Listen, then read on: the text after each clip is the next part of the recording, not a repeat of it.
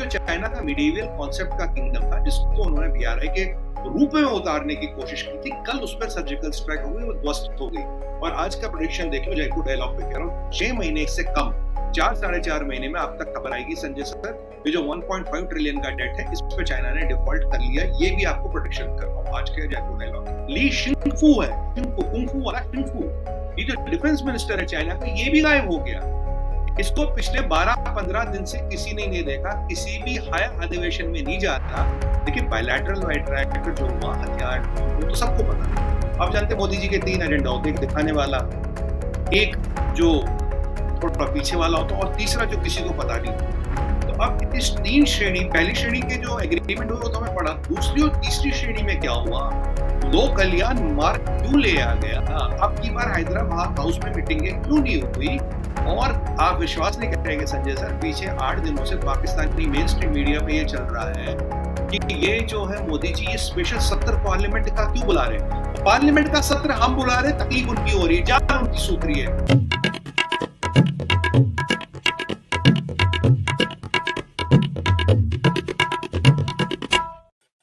नमस्ते, आप सभी का स्वागत है आज के इस ब्रॉडकास्ट में। और आज हम बात करेंगे भारत की सर्जिकल स्ट्राइक की। जी हाँ, वो सर्जिकल स्ट्राइक कहाँ हुई, कब हुई, कैसे हुई। हमारे साथ बात करने के लिए हैं सुमित पीर जी।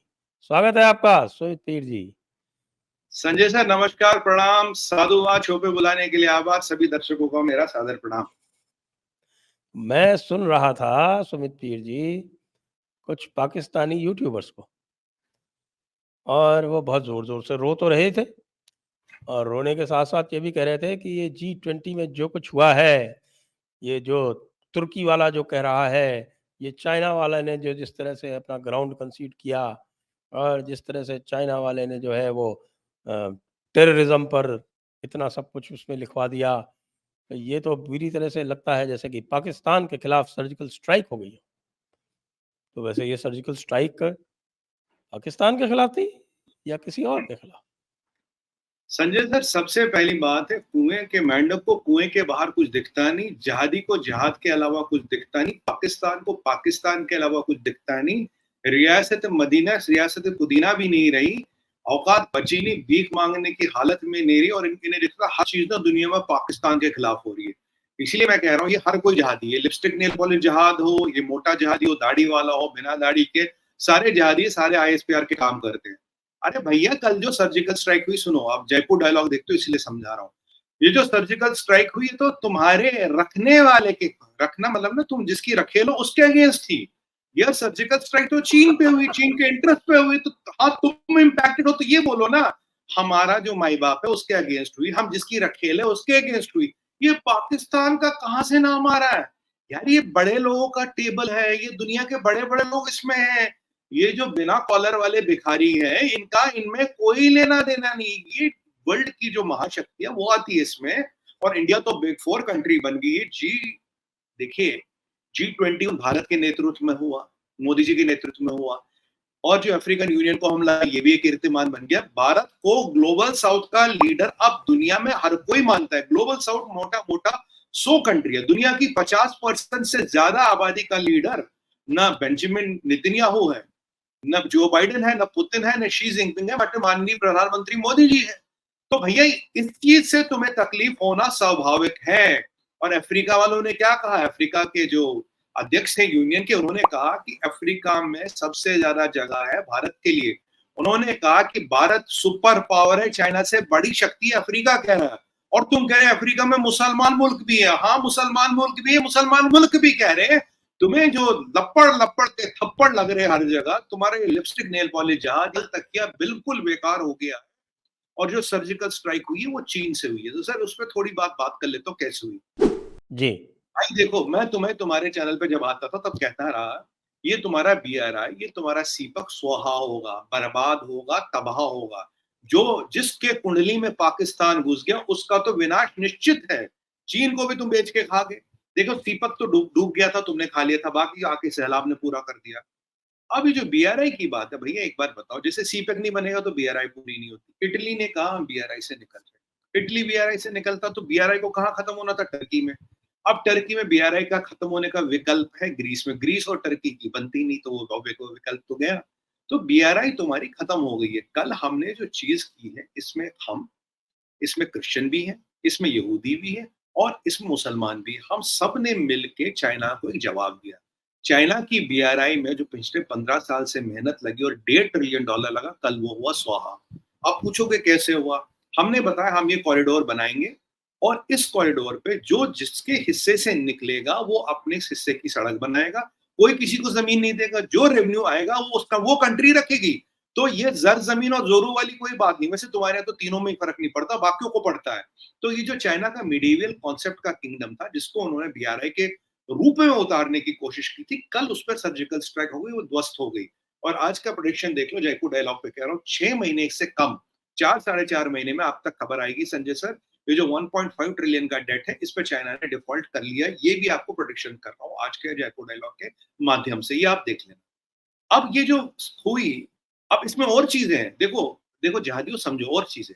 लेकिन पहली चाइना बात, कैश क्यों डिफॉल्ट करेगा? चाइना के पास कोई कैश की प्रॉब्लम थोड़ी है। सर कैश बचा कहाँ? खत्म तो हो गई, इकोनॉमी बर्बाद हो गई। ये कहाँ से रहेगा पैसा? अगर पैसा होता तो बैंक को नहीं बचा लेता, $400 बिलियन देके एवरग्रांड को नहीं बचा लेता, फिर एवरग्रांड को ही बचा लेता अगर पैसे होते हैं। जब एवरग्रांड हुआ तो आप मानिए चाइना की हालत खराब है और हर 66% इनकी जो रियल एस्टेट कंपनियां हैं क्रैश के कगारे पे पहुंच गई है। They are going to crash. और चाइना के बारे में 2-3 चीजें इनको और बताओ, पहले पाइपलाइन वाला विषय निपटाते फिर चाइना पे आओ। देखो जहादियों, एक बात समझो, इससे केवल ये रेल कॉरिडोर ही नहीं बनेगा, भारत का एक्सेस यूरोप मिडिल ईस्ट तक ही नहीं होगा, बट भारत का एक्सेस आने वाले टाइम में अमेरिका तक होगा। पहली बात ये समझो।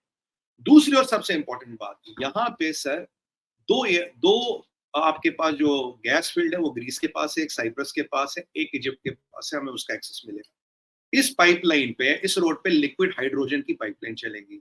इस पे फाइबर चलेगा, जो टाटा जो है हमारा टाटा कम्युनिकेशन और जियो ये फाइबर बिछा रहे। वैसे ही टाटा के पास दुनिया में करीब 40% दुनिया का फाइबर टाटा कम्युनिकेशन कंट्रोल करती है। ये भी सुन लेना। तो इसमें ये चलेगा, इसमें बिजली चलेगी, इसमें ऑयल चलेगा। तो ये एक मल्टीपर्पज कॉरिडोर बनेगा। इट्स नॉट ओनली ट्रांसपोर्ट, इसमें लिक्विड हाइड्रोजन, इसमें कनेक्टिविटी, इसमें गैस, इसमें ऑयल और इसमें इलेक्ट्रिसिटी भी चलने वाली है। तो इसका जो इकोनॉमिक इम्पैक्ट होगा इतना बड़ा होगा, इतना बड़ा होगा, जितना 100 साल से तुम्हारा जीडीपी अगर जोड़ोगे उतना नहीं होगा। तो ये तो पहले मैं तुम्हें शुभ समाचार सुना रहा हूँ। शुभ यानी कि मतलब अच्छा समाचार, ताकि जहां भी आग लग रही हो, जितनी भी लग रही है, थोड़ी और बढ़े, थोड़ी और बढ़े। ये है। और हम आते हैं तुम्हारे चाइना की हालत। देखो तुम्हें पता था पीछे तुम्हारे चाइना की एक जो state of art nuclear submarine थी, वो येलो सी में उसके टुकड़े मिले। शी जिनपिंग परेशान हो गया। अब ये राह की साजिश नहीं थी, हाँ तुम्हें मैं बता दूं, तुम बोलो राह की साजिश थी। तो ये तुम्हारा हो गया। कल परसों खबर आई है, जरा वहां पूछो यार, इनर मंगोलिया में वहां तो रेडियो एक्टिविटी खदानों से लीक हो रही है। 2 ड्राइवर मर गए, उन्हें लेड के कॉफिन में तुमने दफना दिया। और वहां हजारों लोग जा रहे हैं, उनके पास स्किन अल्सर हो रहे हैं और उनके रेडियो एक्टिव एक्सपोजर के पूरे निशाने। ये इनर मंगोलिया में हो गया। और इनर मंगोलिया से निकाला हुआ कोल जो तुम्हारी कम्युनिस्ट पार्टी के आर्मड पुलिस से निकाला था ओपन पिट माइनिंग से, ये कोल संजय सर चाइना के हर कारखाने में पहुंच गया है, बिजली पाक कारखाने में, क्योंकि 62% जो बिजली है वो बनती है कोल से। अब जब ये वहां पहुंच गया तो या तो उस कोल में ये मिल चुका है, अगर फर्नेस में गया तो रेडियो एक्टिव ऐश आएगी। तो अभी जो चाइना में जो न्यूक्लियर इमरजेंसी हो रही है वो अपनी देखे तुम्हारी देखे। और तीसरी कहानी बता दूं आज, क्विंगांग तो गायब था ही, उसकी तो कहानी खत्म हो गई, उसकी वो माशोका भी गायब थी। अब जो ली शिंगफू है, शिंगफू कुंगफू वाला शिंगफू, ये जो डिफेंस मिनिस्टर है चाइना का, ये भी गायब हो गया। इसको पिछले 12-15 दिन से किसी ने नहीं देखा, किसी भी हायर अधिवेशन में नहीं जा रहा। और इसीलिए चंदा का जो चाइना का चंदा मामा है, ग्लोबल टाइम्स वो आर्टिकल निकाल रहा था, पीएलए और सीसीपी ऐसे है, भाई है, वन यूनिट फोर्स है। पहले चाइना का फॉरेन मिनिस्टर गायब होता, फिर उसकी माशूका गायब होती, अब चाइना का डिफेंस मिनिस्टर भी गायब होता। और कल मेरे ये भी सुनने में आया था, जो होजुनटाओ है जिसको उस दिन शी जिनपिंग ने निकाला, कल ये समाचार आता संजय सर, उसमें कोई बहुत बड़ा रोग आ गया है, वो बहुत सीरियस है। इससे पहले जो एक और प्रेसिडेंट था जो चाइना का पोलिट ब्यूरो में था, उसका पता लगा उससे मल्टीपल ऑर्गन फेलियर हो गया, वो भी निपट गया। उसका नाम मुझे याद नहीं रहता, पता नहीं क्यों। अब होजनटाउन में भी ये हो गया। तो ये तो अगाथा क्रिस्टी की नॉवल है, जहां एक एक करके बादशाह सलामत के कैरेक्टर गायब हो रहे थे। 6-7 लोग तो तुम हैंड पिक करते हो, उसमें से ये तुम्हारा हालत है। रॉकेट फोर्स का चीफ तो मर चुका है, डिप्टी चीफ मिसिंग है, फॉरेन मिनिस्टर गया, उसकी माशूका गई, अब तो डिफेंस मिनिस्टर भी गया। तो भैया ये तुम्हारे चाइना की हालत है, जो तुम्हारे शिंफू कॉर्पोरेशन है, जिसके अंडर ये सब आते हैं, वो बैंकरप्सी के कगार पे है, और उसके साथ-साथ तुम्हारा सारा स्टॉक मार्केट और बैंक टूटेगा। अपने स्टॉक मार्केट की बात बताऊं, और हाँ, चाइना के दलाल, तुझे कह रहा हूं, तू आराम से सुन। ये जो तुझे चाइना के स्कूलों में सीसीपी के बारे में पढ़ाया जाता ना, सब बकवास है, सुन। और हाँ, एक चीज और बताऊं तुझे, G20 में मोदी जी वर्ल्ड लीडरों से मिले थे, डेलीगेट से नहीं मिले थे। मोदी जी डेलीगेट से नहीं मिलते। ये जो तुम्हें चाइना के मदरसों में पढ़ाया जाता है, जरा अक्ल लगाओ करो, मोदी जी की बात कर रहे हैं, डेलीगेट और मोदी जी वो वर्ल्ड लीडरों से मिलते हैं। अच्छा, अब यहाँ तुम्हारे सीसीपी की एक और बात बताऊं, ये जो अब हमारे स्टॉक मार्केट्स में, आप टाटा स्टील की बात करें, आप सेल की बात करें, आप जियो की बात करें, आज आप स्टील बनाने वाले कंपनियों की बात करें, सबके शेयर आसमान छू रहे हैं। आप शिपिंग कंपनियों की बात करें, आप ओएनजीसी की बात करें, सबके शेयर आसमान छू रहे हैं। हमारा स्टॉक मार्केट इतना उछल गया, और तुम्हारे स्टॉक मार्केट में से 140 बिलियन डॉलर तो वो डूब गया है। करीब करीब 400 बिलियन की इन्वेस्टमेंट तो लोगों ने खींच ली है। तो ये क्या हो रहा है? मतलब जितना हम ऊपर चढ़ रहे हो, उतना तुम नीचे क्यों जा रहे हो चाइना? और ऐसे में जो हालत चाइना की है, तो इसके रखेल पाकिस्तान के तो हाल बुरे हैं। और जो इनका प्रीमियर था, उसके होते हुए 4 बार केवल यूक्रेन का नाम आया, केवल 4 बार। टेररिज्म के बारे में बात हुई, पाकिस्तान की कहीं न कहीं क्या पाकिस्तान की तरफ इशारा था। तुम्हारा यार चाइना, यार कहूँगा तुम्हारा यार चाइना तो यार तुम्हें ब्रिक्स में नहीं घुसा पाया। हमने शेख हसीना दीदी की मीटिंग करा ली जो बाइडेन से, हम इथोपिया को ले आते, तुम्हारा यार चाइना तुम्हें नहीं घुसा पाता यार। हम पैलेस्टीन को बुला लेते, तुम्हें इनविटेशन नहीं मिलता, और जो तुम्हारा आनंद आता था ना एमबीएस, तो संजय सर की लैंग्वेज में कहो, हाय अल्लाह काफरों ने क्या कर दिया। वो तो कह रहा था, पहले कह रहा था मैं 6 घंटे तुम्हारे यहाँ मिलता हुआ जाऊंगा, वो तो रुका ही नहीं। सर, पर मेरे पास एक खबर आई, जब वो जा रहा था ना, तो इनको लगा कुछ एमबीएस के जहाज से गिरा, एमबीएस के जहाज से कुछ गिरा। इनको लगा अ, डॉलर, डॉलर, डॉलर। और फिर पता लगा, जो उसके जहाज में बायो टॉयलेट था ना, उसको फ्लश कर दिया गया था पाकिस्तान के ऊपर। अब बताइए, बायो टॉयलेट फ्लश कर दिया इनके ऊपर। अब ये क्या कर तो दिया, अब उसने देखो। तो वैसे भी मुसलमान ममालिक को तो पूरी तरह से धोखा दे दिया। वो कह रहा है कि वो 5 साल में सऊदी अरब को यूरोप बना देगा। अब सऊदी अरब अगर यूरोप बन जाएगा, तो फिर ये लोग हज करने कहाँ जाएँगे? सर, चांद काफिर हो गया, सऊदी अरब यूरोप बन गया। और आज तो ये भी बातें आ रही है, अभी मैंने देखा था कि सऊदीज कह रहे हैं रुपी ट्रेडिंग करने के लिए they are open, they have not said no, they are contemplating कि इंडिया के साथ रुपी ट्रेडिंग करे। हाय अल्लाह, ये क्या हो गया? तुम्हें तो चवन्नी नहीं दे रहा। अब जो वो बायो टॉयलेट से जो फ्लश हुआ था, तुम उसमें डॉलर गिनो, शायद कुछ बायो वेस्ट में भी कुछ पेनिया वेनिया मिल जाए, कुछ सोने के सिक्के विक्के, कोई इधर उधर सोने की दस मिल जाए तुम्हारे लिए, तो वो भी बहुत है। ये है। और इनका खलीफा अर्दोगन देखा कैसे तोते की तरह बोल रहा था यहाँ के, कह रहा मैं भारत को सपोर्ट करता हूँ, वीटो में सपोर्ट करता हूँ, यूएनएससी में सपोर्ट करता हूँ। भारत वहां आएगा तो मुझे बहुत खुशी होगी, क्योंकि हमने उसको चारों तरफ से घेर लिया। वो जो इजराइल, साइप्रस और ग्रीस के सामने जो है, हमने वो फॉर्मेशन बनाई है, खलीफा चारों तरफ से गिर गया। हमने जो हाइफा पोर्ट लिया, हमने जो ग्रीस में पोर्ट लिया, खलीफा खलीफा समझ गया, भारत से बिड़ के कुछ नहीं होगा। और ये कहाँ हो रहा था? जहाँ योगा वॉल थी, पीछे हमारे जो सन टेम्पल था, उसका चक्र था, काल चक्र था उसमें। सब पूछ रहे हुँ। थे काल चक्र में क्या है। और तो और सर, दुनिया के सारे लीडर राजघाट पे, और नटराज की मूर्ति के सामने, हाई बुद्ध मूर्ति के सामने, बुद्ध मूर्ति के सामने पिक्चरें खींची जा रही थी। बुत परस्ती की इंतहा हो गई। पाकिस्तान के मौलाना, तुम्हारे होते हुए ये क्या हुआ? तुम कुफ्र ऐलान, जंगे, या वटेवर संजय से गुजारा था जंग के बारे में। ज एक जंग शुरू जिहाद कब फी कर? सबीलिल्लाह करो। हाँ हाँ, बिल्कुल बिल्कुल, जा तुम जंग की घोषणा करो और दुनिया को बता दो। भाई, जब तुम पेरिस या फ्रांस जंग करने जा रहे थे, तो ये जंग का मसला नहीं है। मुसलमानों की फोटोएं बुतों के सामने, हाय अल्लाह, कैसे तुम चाहे टॉलरेट कर रहे हो? जहाज चाहिए भाई, जहाज चाहिए इसके लिए। सर, इनकी हालत ऐसी हो गई है, खसियानी बिल्ली खंबा नोचे। इतने परेशान हो गए, और इनको एक चीज तो समझ आ गई, मोदी जी ने चीन का डब्बा पैक कर दिया, चीन की गेम बजा दी, बिना चीन को छेड़े। अब इनकी तो जात की औकात ही नहीं, इनको तो पता हम, आप हमारी तो कोई औकात ही नहीं। ये तो बात बात ठीक है, लेकिन जो डायरेक्ट इम्पैक्ट हुआ है पाकिस्तान पर, ये देखिए कि इतना बड़ा एक तो स्टेटमेंट जारी हुआ। अब इसमें एक पूरा सेक्शन, जो सेक्शन आई है, ए टू जे, ये 10 सेक्शंस हैं उसके स्टेटमेंट के। उसमें जो सेक्शन आई है, वो है टेररिज्म के ऊपर और उसमें क्या-क्या बातें लिखी हुई हैं। उसमें ऐसी-ऐसी बातें लिखी हुई हैं जो पूरी की पूरी तरह से पाकिस्तान के ऊपर ही लागू होती हैं पूरे विश्व में और किसी के ऊपर लागू नहीं होती। यहाँ तक लिख दिया है कि स्मॉल आर्म्स जो है जो देश अपने बगल के पड़ोस में भेज के और टेररिज्म कराते हैं, तो उसके ऊपर भी एफएटीएफ पे भी बहुत सारी चीज़ें उसमें लिख दी गई। सर अब देखिए ना, कल इनकी इनके दिल के टुकड़े हुए हजार इसलिए को ये यहाँ इस इसलिए ये कह रहे हैं कि हाय अल्लाह चीन ने भी हमको धोखा दे दिया। हमारे हमारे आतंकवादियों को बेच दिया।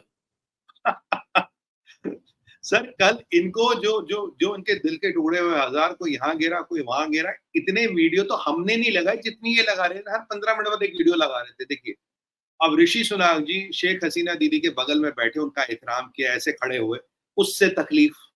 अब ऋषि सुनाक जी मंदिर गए अपनी धर्मपत्नी को लेके, उससे तकलीफ। ऋषि सुनाक जी की धर्मपत्नी ने साड़ी पहनी, मतलब सलवार सूट चुन्नी ले, उससे तकलीफ। अरे ब्रिटेन के प्रधानमंत्री की बीवी यार, वो ऐसे कपड़ों में, हिंदू कपड़ों में, अब यहाँ बिंदी थी, यहाँ मंगलसूत्र था, मांग में सिंदूर था, उससे तकलीफ। अब ऋषि सुनाक जी साधुओं के साथ फोटो खिंचवा रहे, उससे तकलीफ। नंगे पैर अक्षरधाम में चल रहे, पाकिस्तानियों को तकलीफ हो रहा। और जब ये अलायंस हुई ना, बायोफ्यूल अलायंस, उसमें तो यूएई वाले भी खड़े थे, यूएई वाले भी खड़े थे। और फिर मोदी जी जब जो हमने जो कॉरिडोर अनाउंस किया, उसमें जो बाइडेन का हाथ ऐसे, एमबीएस का हाथ नीचे, नीचे ऊपर मोदी जी का हाथ, और दोनों की तरफ देख रहे हैं। तो उन्हें लगा मोदी जी ने यहाँ भी सुलह करा ली। अब मोदी जी सुलह करा रहे हैं, मोदी जी दुनिया के मसले निपटा रहे हैं, जहादी कहाँ जाएंगे, इनको कौन पालेगा? देखिए, चाइना कल इनके हाथ से निकल गया, सऊदी इनके हाथ से निकल गया, यूएई इनके हाथ से निकल गया, टर्की इनके हाथ से निकल गया। खैर, इंडोनेशिया वाले तो उन्हें घास ही नहीं डालते। और अफ्रीका, अरे जहादी बात तो सुन, अफ्रीका में तुम कहते हो मुसलमान इतने मुल्क है, वो भी कल हाथ से निकल गए। वो कह रहे हैं कि भारत से ज्यादा जगह भारतीयों के लिए अफ्रीका में है, भारत चाइना से बड़ा सुपर पावर है। ये तो अफ्रीका कह रहा, भाई तुम्हारा क्या होगा? अब तुम्हारे सर, इनके पास एक विकल्प अब भी बचा है दुनिया में।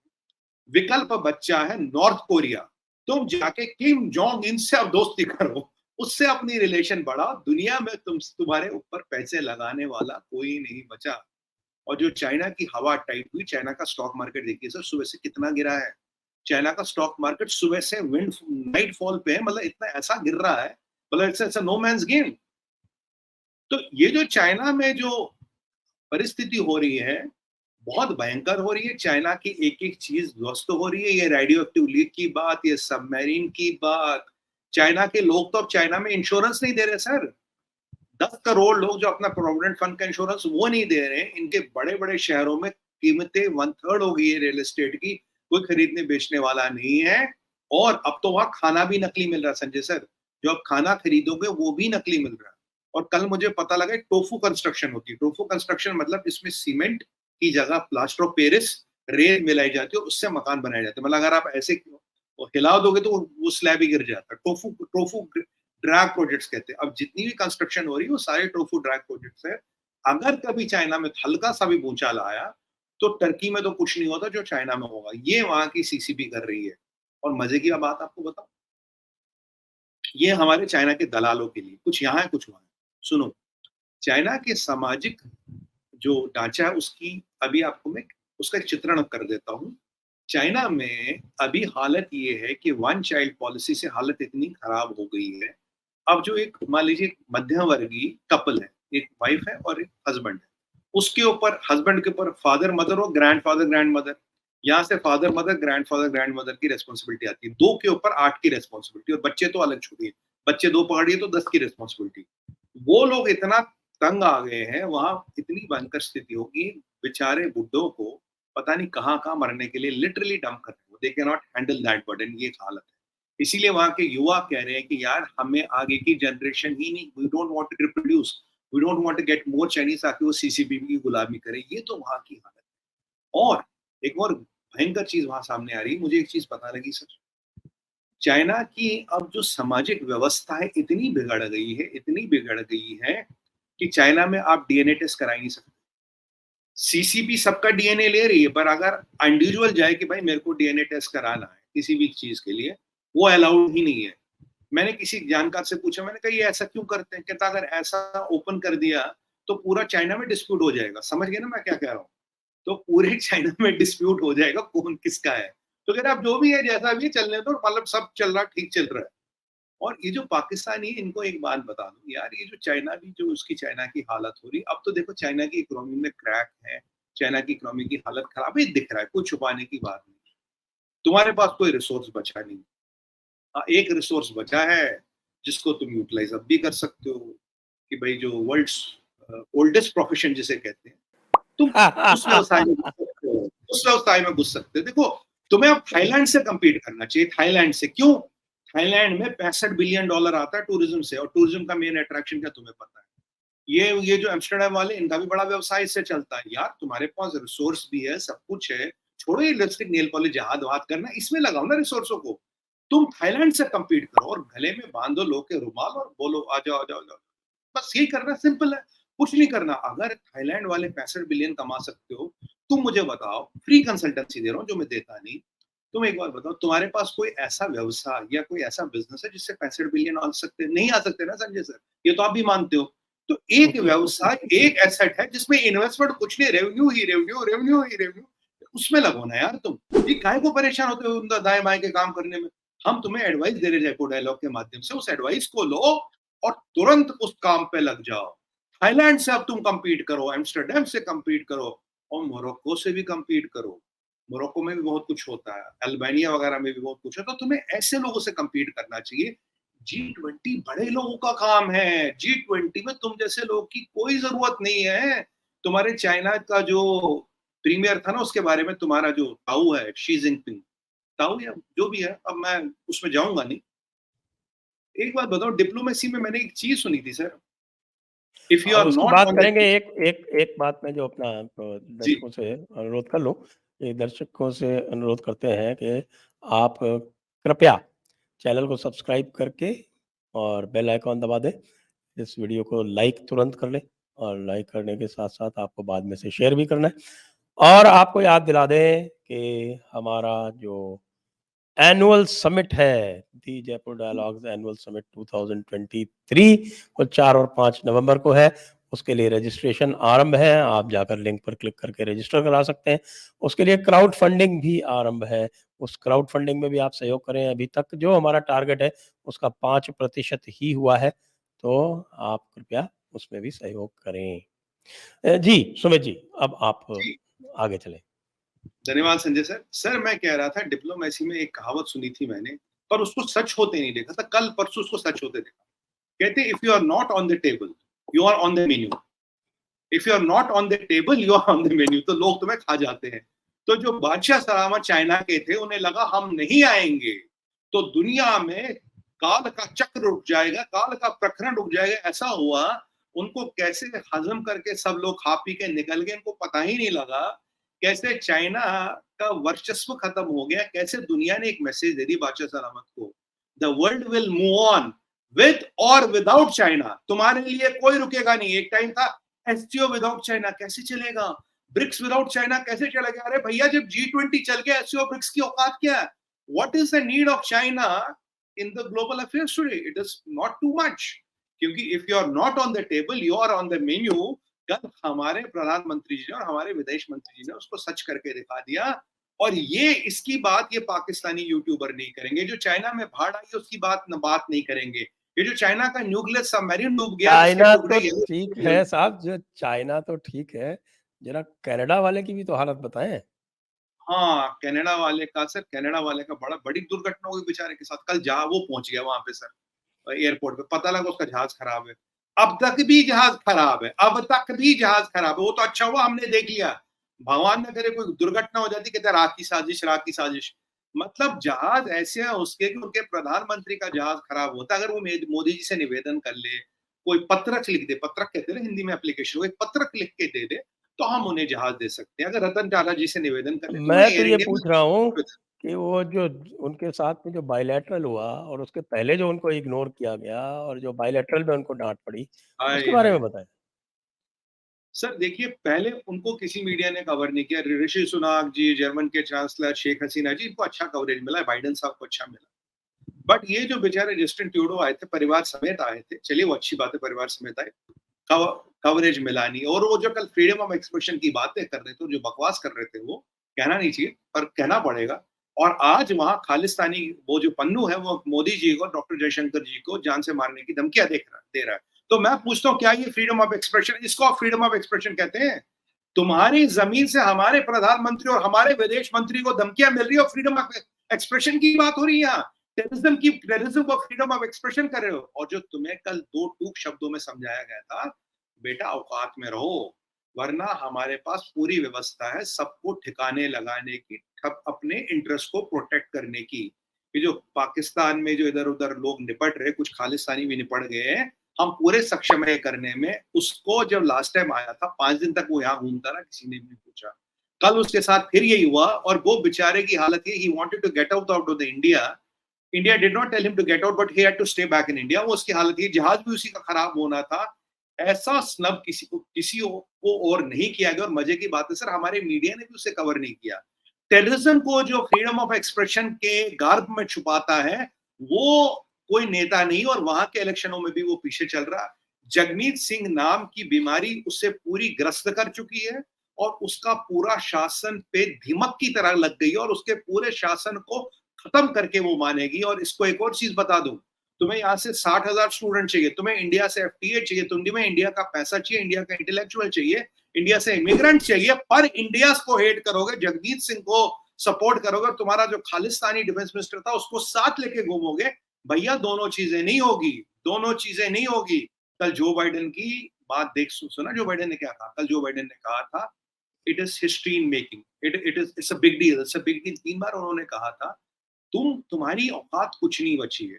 तुम्हें अब चूज करना है कि तुम्हें वर्ल्ड पॉलिटिक्स में रेलेवेंट रहना है या नहीं रहना है। पहले अपना जहाज ठीक कराओ, जहाज के टायर वायर चेक करना, सब कुछ ठीक करना, और फिर जाना। अगर जहाज नहीं है, हम जहाज दे देंगे, पत्रक दे दीजिए। नहीं तो रतन टाटा जी भी आपको फर्स्ट क्लास की टिकट फ्री में दे देंगे। एयर इंडिया के बहुत जहाज चलते हैं हमारे पास, और भी एयरलाइंस हमारे पास है। सर ये तो उनकी हालत है। ये तो अगर ऐसा स्नब आपने किसी को देखा किया हुआ, मुझे लगता है चाइना के बाद अगर किसी को हमने ऐसा स्नब किया तो कनाडा को ही किया है। और इतने इतने मतलब ऐसी किसी की बेइज्जती हो और वो फिर भी खड़ा रहे, वो फिर भी हंसता रहे। मुझे लगता है प्लास्टिक का चेहरा लगा रखा, मास्क लगा रखा है। मानव के लिए तो ये संभव नहीं, मानव के लिए संभव नहीं सर। ये मास्क है सर, ये मानव के लिए संभव नहीं है। हाय राम, इतना अपमान, इतना अपमान। वो तो हम फिर भी सनातनी अतिथि देव भवों में फंस गए। अन्यथा परिकल्पना कीजिए किसी और पटल पे मिल गए होते तो क्या होता और क्या क्या नहीं होता। ये कनाडा का भी हालत जो है, ये चाइना के रास्ते पे चल चुका है। अच्छा, इसके पहले और एक और जो इनके साथ जो सर्जिकल स्ट्राइक हुई है, वो केवल चाइना की ही नहीं हुई है।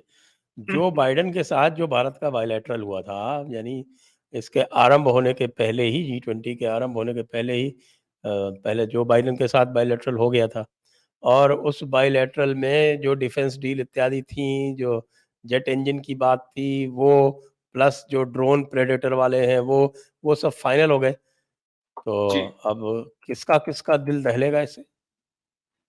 सर, दिल दहलेगा, जहादियों का दिल दहलेगा, लिपस्टिक नेल वाले जहाद को। और ये विभिन्न तरह के जहादी, बाय द वे आजकल नया फ्रेंच कट जहादी भी मार्केट में है, नया फ्रेंच कट जहादी।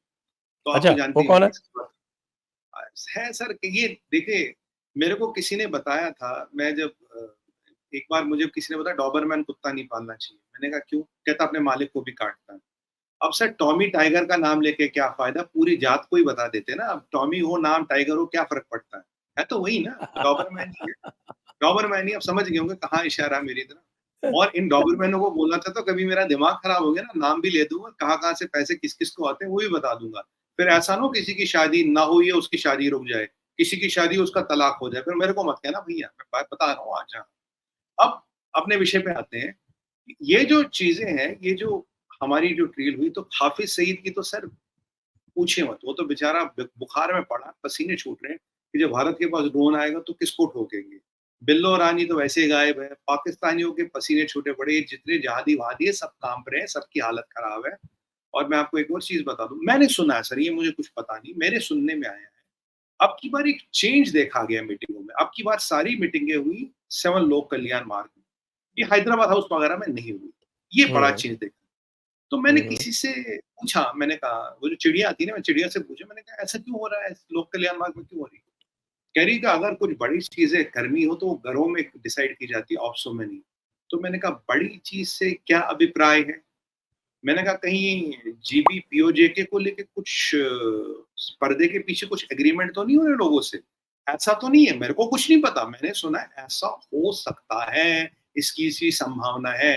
देखिए बायलैटरल वाइलैटरल जो हुआ, हथियार, ड्रोन, वो तो सबको पता है। अब जानते हैं मोदी जी के 3 एजेंडा होते हैं, एक दिखाने वाला, एक जो थोड़ा पीछे वाला होता है और तीसरा जो किसी को पता नहीं होता। तो अब इस 3 श्रेणी, पहली श्रेणी के जो एग्रीमेंट हुए वो तो हमें पढ़ा, दूसरी और तीसरी श्रेणी में क्या हुआ? लोक कल्याण मार्ग क्यों लिया गया? अब की बार हैदराबाद हाउस में मीटिंगें क्यों नहीं हुई? और आप विश्वास नहीं करेंगे संजय सर, पीछे 8 दिनों से पाकिस्तानी मेन स्ट्रीम मीडिया में ये चल रहा है कि ये जो है मोदी जी ये स्पेशल सत्र पार्लियामेंट का क्यों बुला रहे हैं? पार्लियामेंट का सत्र हम बुला रहे, तकलीफ उनकी हो रही है, जान उनकी सूख रही है। तो आप समझ गए अब आप समझ गए होंगे तकलीफ कहाँ है। डिमोनेटाइजेशन लेकिन हम करते हैं, इकोनॉमी उनकी बर्बाद हो जाती है। भाई हमने तो ये तय कर रखा है कि ये जो पीओजेके है, वो तो अपने आप ही आ जाएगा, तो उसके लिए हमें तकलीफ करने की क्या ज़रूरत है? नहीं मतलब वो है ना कि तो थोड़े पीछे एग्रीमेंट वेग्रीमेंट होते वो कर ले ताकि हम आराम से इसको ले ले। और वैसे भी जो चाइना इनकी मदद कर सकता, हाल मदद करने के हाल वो उसमें तो है नहीं वो परिस्थिति में। सर अक्टूबर में वैसे भी चाइना की मदद करने का दरवाजा मार्च तक बंद हो जाएगा, फिर वेदर ऐसा चाइना इनकी मदद कर नहीं कर सकता। जो पीओजेके में हो रहा है और जो जीबी में हो रहा है, वो बिल्कुल मुजीबुर रहमान वाली परिस्थिति आ गई है वहां पे। अब हमें जाके अपना जो भी कार्यक्रम, जो भी योजना है, उसको हमें सुनियोजित करना है और बाकी जो महाकाल की इच्छा सब काम हो तो हो ही जाएँगे। अब ये बेचारे जहादी जो है, इसीलिए याद है आपको लास्ट शो में मैंने कहा था, ये कह रहे हैं कि जो लाइन ऑफ एक्चुअल जो एलओसी है, उसको इंटरनेशनल बॉर्डर बना लो। तब मैंने कहा था सर ये पीओके बचाने के चक्कर में, जीबी बचाने के चक्कर में, इसीलिए आजकल ये जो उनके यूट्यूबर है, जो लिपस्टिक, नेल पॉलिश और बाकी तरह के जहादी है, ये दूसरी लाइन पे आ गए। यार एलओसी को इंटरनेशनल बॉर्डर क्यों नहीं बना लो यार? क्यों बनाए यार? सारा एरिया हमारा, तुम्हारे बाप का क्या एरिया? और जो इनके ये जो चित्राल में हो रहा है, चित्राल में तो तहरीक-ए-तालिबान ने पूरा कब्जा कर लिया, वहां से अफगानिस्तान तालिबान भी ठोक रही है। और कब ठोक रही है? जब इनका जब इनका नेशनल डिफेंस डे था, 1965 की वॉर इन्होंने जीती थी, उसके लिए नेशनल डिफेंस डे मनाते, उस दिन तहरीक-ए-तालिबान और तालिबान दोनों ने ऐसा ठोका, वो बॉर्डर वॉर्डर भी वहां से बंद कर लिए, वो क्या है, तुर्कमान बॉर्डर है जो भी, वो बंद कर लिया इन्होंने। और चित्राल पे तो वहाँ का कब्जा है और वहाँ के जो हमारे कुछ सनातनी भाई-बहन हैं, जिन्हें कैलाश कहते हैं, वो बेसिकली आर हिंदूज़, थोड़ा ग्रीक और जो थोड़ा बुद्धिज़्म में भी विश्वास करते हैं, उनकी प्रोटेक्शन का ज़िम्मा भी तालिबान ने लिया है। अब इनको लग गया, हाय अल्लाह, तालिबान भी बदल गए, तालिबान भी काफ़र तालिबान भी काफ़र हो गए, तालिबान भी काफ़रों के साथ हो गए। ये तो इनकी परिस्थिति है सर। देखिए तालिबान अपना काम कर रही है, ये हमें टू फ्रंट वॉर की धमकी देते थे ना, टू फ्रंट वॉर ना हो जाए। मैं तो उन्हें कहता हूँ, सुनो, टू फ्रंट वॉर की परिस्थिति में तुम आ गए और ऐसे में सोचो अगर भारत ने कुछ कर दिया, तुम्हारी आधी फौज तो वहां लगी है अफगानिस्तान बॉर्डर में, तुर्कमान बॉर्डर वगैरह पे जहां भी है। और यहां से अगर भारत आ गया, हाय अल्लाह क्या होगा? अमेरिका तुम्हारे साथ नहीं, रूस तुम्हारे साथ नहीं, चीन तुम्हारे साथ नहीं, इसराइल तुम्हारे साथ नहीं, जर्मनी, फ्रांस कोई तुम्हारे साथ नहीं, और सऊदी अरब तक तुम्हारे साथ नहीं, यूएई वाले तुम्हारे साथ नहीं, अफ्रीका के मुसलमानों ने तुम्हें छोड़ दिया और अफगानिस्तान ने भी ठेंगा दिखा दिया।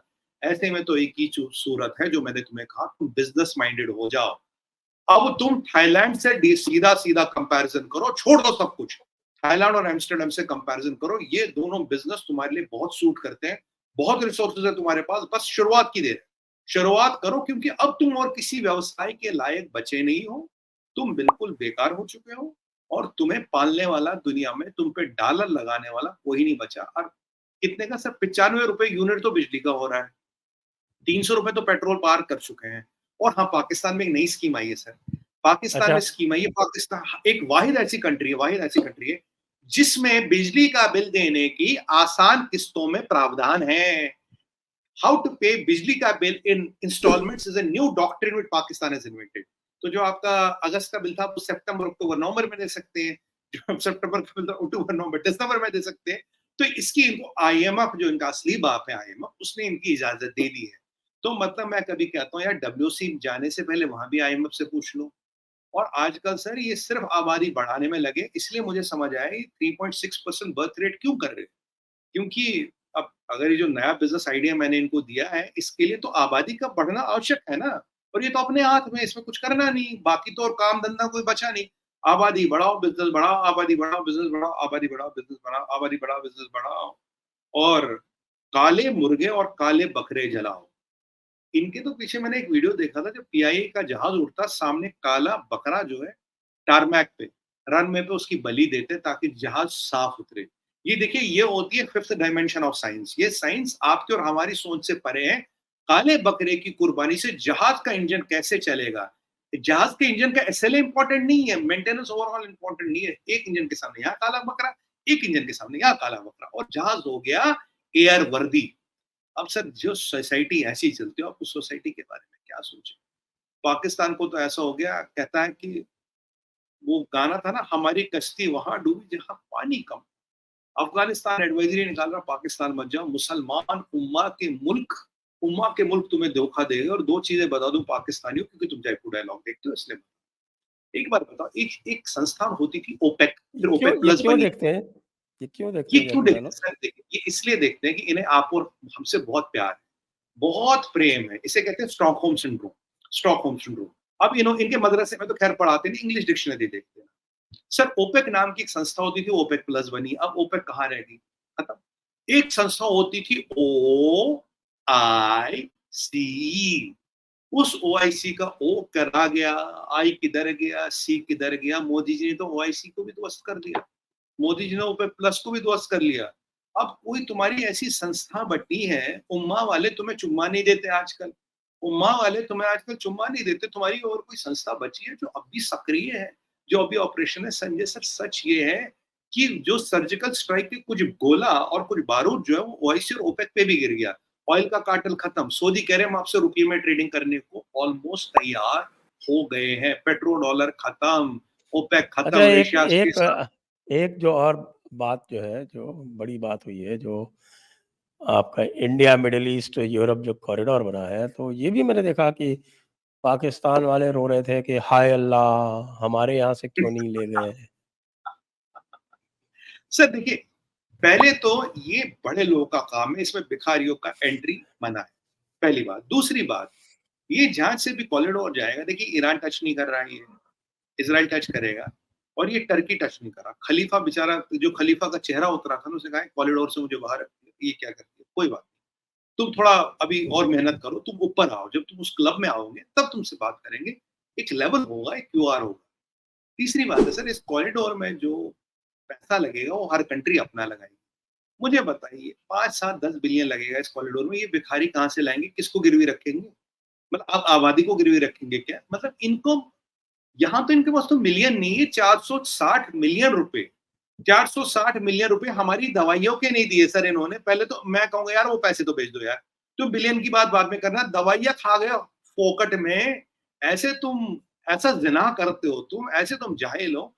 460 मिलियन रुपए तो भेज दो यार, हमारे दवाई के तो पैसे भेज दो यार। मतलब हम तो तुम्हें गेहूं वेहूं सब फ्री में दे रहे थे, और तुम्हें एक दिन तुमने मुझसे पूछा था, मैं वो पता सर, मैं ये वो और मेरी बात है उसकी, तुमने मुझे पूछा था, भारत ये गंदुम अफगानिस्तान को क्यों दे रहा है? बेटा समझ आया, भारत गंदुम अफगानिस्तान को क्यों दे रहा है? तुर्कमान बॉर्डर पे क्या हुआ? तुम्हें तुम्हारे डिफेंस डे के दिन किसने ठोका? चित्राल पे कब्जा किसने किया? तुम्हारे 4 डिस्ट्रिक्ट्स पे कब्जा किसका है? तो सर कहते हैं, अगर आपके पास पेट्रोलियम है, you can control the economy. अगर आपके पास दवाई है, you can control the country. अगर आपके पास ये है फार्म, मतलब ऑयल, आर्म्स और फार्मा, आर्म्स होंगे तो आप दुनिया में दोस्ती और दुश्मनी कंट्रोल कर सकते हो। पर अगर आपके पास फूड है तो आप लोगों को डायरेक्ट कंट्रोल कर सकते हो। ये जो वीट डिप्लोमेसी थी, जो अफगानिस्तान तक हमने चावल पहुंचाया, वीट पहुंचाया, उसका नतीजा देखा? ये जो तुमने वीट नहीं जाने दिया, उसका नतीजा देखा? ये जो हमने टर्की में सेकंड बिगेस्ट कंटिजेंट उतारा, तुमने देखा खलीफा कैसे तोते की तरह बोल रहा था, तोता तोता तोता, सब तारीफों के पुल बांध रहा था। तुम्हारा क्या होगा? और सर एक चीज मुझे याद है, ये जो हमारा फिल्म स्टार खलीफा की बीवी से मिलने गया था, उसके भी दिल के टुकड़े हजार हो होंगे। कोई यहाँ गिरा होगा, कोई वहां गिरा होगा। और आजकल तो ये भी सुनने में आया है, ये जो HK है, सुने में कोई नई पिक्चर आई है जवान ववान करके, मैं तो देखता नहीं, सुना उसका जो डिस्ट्रीब्यूटर है ये श्रीमान स्टैलिन जूनियर है। इसके हाँ, साउथ के डिस्ट्रीब्यूटर श्रीमान स्टैलियन जूनियर है। हाँ, ये हाँ। साउथ में चल रही है 90% ऑक्यूपेंसी पे, हमारे हिंदी बेल्ट में चल रही 50% ऑक्यूपेंसी पे। संजय सर, कहीं ये सुनने को ना मिले भारत से आया 100 करोड़ और चाइना से आया 900 करोड़, ये नया मॉडल है। भारत से आया 100 करोड़, चाइना से आया 900 करोड़। अब सवाल ये है, जिस चीन से हमारे 19 का आंकड़ा है, जिस चीन में भारत को ताइवान से बड़ा दुश्मन माना जाता, जिस चीन में भारत का थर्ड परसेप्शन ताइवान से ज्यादा है, जिस चीन के लोग भारत को ताइवान से ज्यादा हेट और थ्रेट मानते हैं, वहां इनकी पिक्चर है, 900 करोड़ कैसे कल जाती है, जो पूरे भारत में 100 करोड़ करती है। इसका अध्ययन और विश्लेषण होना चाहिए संजय सर, इसका अध्ययन और विश्लेषण होना चाहिए। कहीं ये कुछ गोल टोपी तो नहीं है, कहीं XYZ पैसा तो नहीं आ रहा इसके थ्रू। ये मुझे समझ नहीं आ रहा कि एक अदाकार मिल रहे जी खलीफा की बीवी से, मतलब 1-to-1 पैलेस में मीटिंग हो रही। अब हम जैसे को तो कोई टेलीफोन पे अपॉइंटमेंट ना दे। अब ये वहां चाय की चुस्कियां ले रहे। दूसरे का ऐसा, जिस चाइना से, मतलब जो चाइना हमें कोविड के टाइम में दवाइयां देने से मना करता, जो चाइना में ऑक्सीजन के सिलेंडर देने से मना करता, जिस चाइना का डिफेंस मिनिस्टर गायब होता है, विदेश मंत्री गायब होता है, उसकी माशूका गायब होती है, उस चाइना से इनको 800 करोड़ आ रहे हैं। मतलब यहाँ से 100 करोड़, वहां से 800। मतलब चीनी क्या, मतलब चीनी के एडवांस में क्या CCP ने ये तो नहीं किया तुम्हारी तनख्वाह और तुम्हारे मतलब GST में अब इस पिक्चर को देखना कंपलसरी है चाइनीज GST में।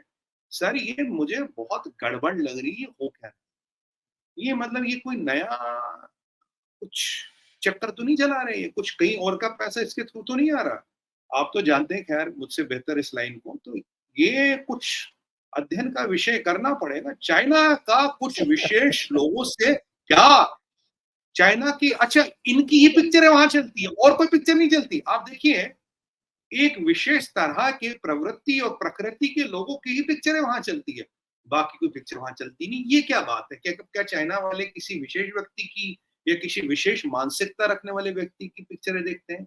और ऐसे व्यक्ति सोचते हैं हम मोदी जी को कुछ मुबारकबाद वगैरह लिखेंगे तो हमारे नंबर बनेंगे।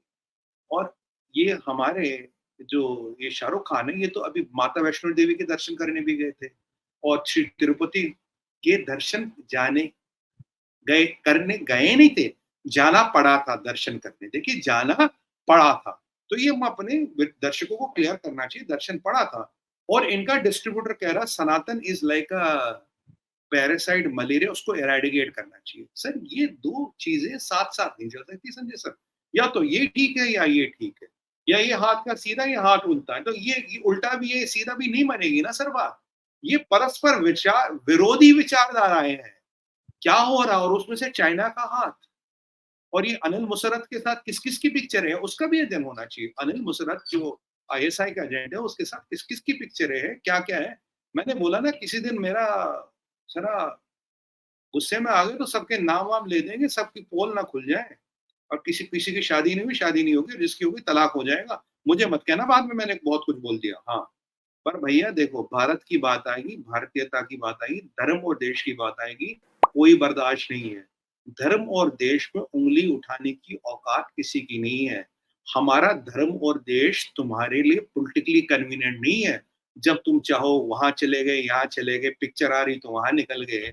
और अब जब जॉइंट डिक्लेरेशन साइन होगी, जो तुम्हें अंदेशा थी नहीं होगी, फिर तुम्हारे ट्वीट आ रहे, पहले ट्वीट क्यों नहीं किया, पहले ट्वीट क्यों नहीं किया। सर जब जॉइंट डिक्लेरेशन आ गई ना, वो न्यू दिल्ली लीडर्स डिक्लेरेशन आ गई, इन्हें पता लग गया लीडर्स डिक्लेरेशन आ गई है, तब जाके ट्वीट करें। अब हम भी बहती गंगा में हाथ धो ले, कुछ नंबर बनाए। मैं सवाल पूछता हूँ, पहले क्यों नहीं किया? 2 दिन तक क्या सांप सूंघ जाता तुम्हें? अब माता की भी याद आ रही, श्री तिरुपति बालाजी की भी याद आ रही, और तुम्हारा डिस्ट्रीब्यूटर तो कह रहा सनातन भाई ऐसा है। तो सर इन चीजों का अध्ययन होना चाहिए। और ये चाइना से तुम्हारे लिए कुछ विशेष तरह के लोगों के लिए 800 500 करोड़ की कलेक्शन आ रही है भाई। मतलब भारत से ज्यादा चीनी तुम्हारे फैन हो गए कब से? ये माननीय निर्मला जी से निवेदन है, और ये जितनी हमारी एजेंसियां निवेदन है, इस चीज पे थोड़ा संज्ञान ले इसका। और देखिए कोई कोई कोई और चक्कर तो नहीं चल रहा कि पिक्चरों के नाम पे कुछ और तो नहीं हो रहा भारत में। इस चीज का अध्ययन करने की जरूरत है। और हमारे भाई बहन देखें और अपना निर्णय देखें। मैं तो बॉलीवुड की पिक्चरें देखता नहीं, बाकी आप निर्णय लें भाई। मतलब ये दो चीजें हैं। यहाँ से आप कह रहे हो कि जी हम सनातन इज ये बैक्टीरिया है, वायरस है, इसको एराडिकेट करो, कॉलरा है। दूसरा कह रहा कोविड से भी खतरनाक बीमारी है, ये डिस्ट्रीब्यूटर है पिक्चर के। और यहाँ से एक्टर जो है अब अचानक इतने साल बाद, 60 साल बाद माता और श्री तिरुपति बालाजी की याद आई। 60 साल तक तो ना आई तुम्हें, क्यों भैया आज क्यों याद आई, क्या हुआ ऐसा? लाल सिंह चड्ढा से डर तो नहीं गए? मतलब ये डर चीजें गए, डर सोचनी गए, डर पड़ेगी। गए।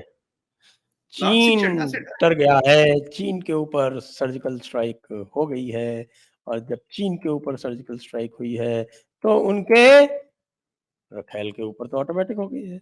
आइए अब इस चर्चा को यहीं पर विराम देंगे। आप सभी दर्शकों को बहुत-बहुत धन्यवाद। सुमित पीर जी को भी बहुत-बहुत धन्यवाद। जय हिंद, जय भारत, वंदे मातरम। संजय सर आपको धन्यवाद, प्रणाम, जय हिंद, वंदे मातरम, भारत माता की जय, और ज्यादा आते हैं हर हर हर हर हर महादेव। महादेव।